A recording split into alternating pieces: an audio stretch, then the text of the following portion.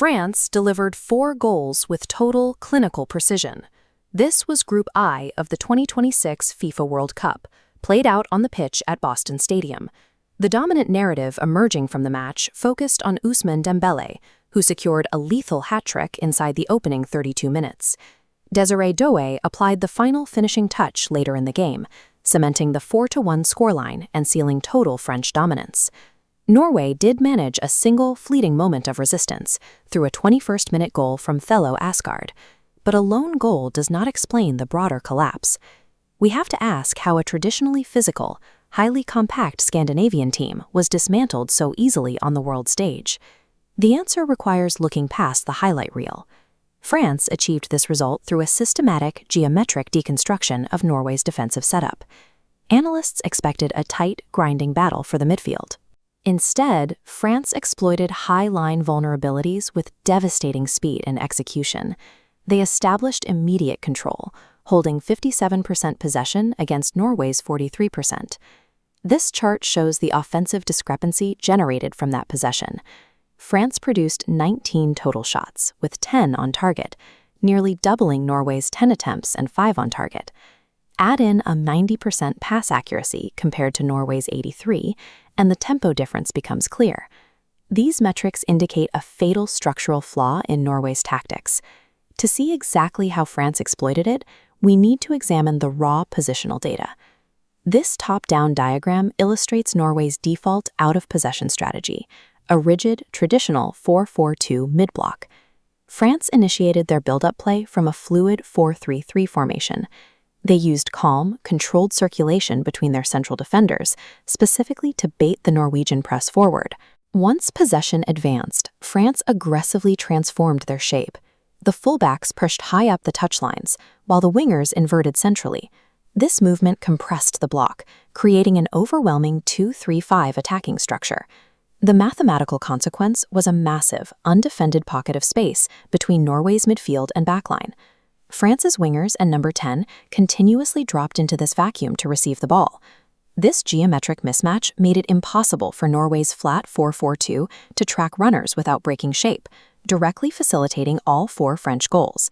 Establishing structural dominance is just the first step. Execution relied on exactly where France applied that pressure. This network graph maps France's passing structure, revealing dense, rapid triangular combinations heavily concentrated in the right half spaces. This high-intensity circulation forced the Norwegian defensive block into constant, exhausting lateral shifts. The objective was to systematically isolate Ousmane Dembélé against the Norwegian left-back. Dembélé repeatedly found open space because the Norwegian left-sided midfielder failed to drop back and provide containment support. This heat map visualizes the extreme territorial dominance that resulted. France effectively pinned Norway deep in their own third for 70. A common misconception in modern football is that stopping an elite striker requires brute force physical man-marking. This diagram maps the potential passing lanes to Haaland.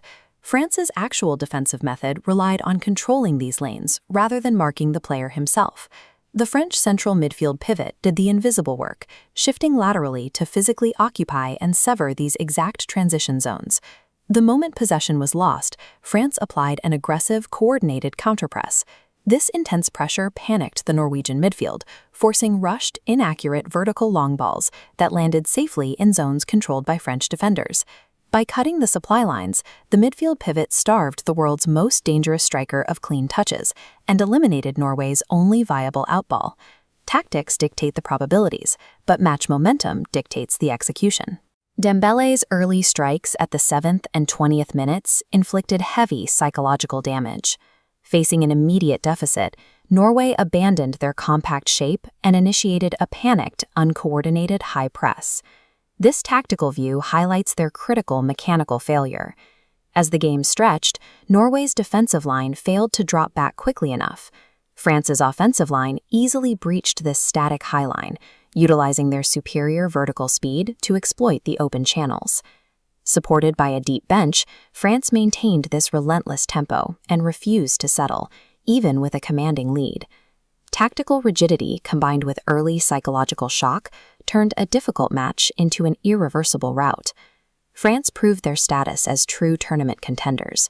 They demonstrated how to break down a rigid opponent through a blend of individual brilliance and uncompromising tactical discipline. For Norway, the prescription is clear. If they wish to advance, they must abandon static lines and adopt a highly compact, flexible mid-block. They urgently need to repair their defensive transitions against lateral, high-speed movement. The overarching lesson of the match is simple. Modern elite football brutally punishes rigid formations. Ultimately, the 4-1 victory at Boston Stadium was a masterclass in the geometric exploitation of the pitch.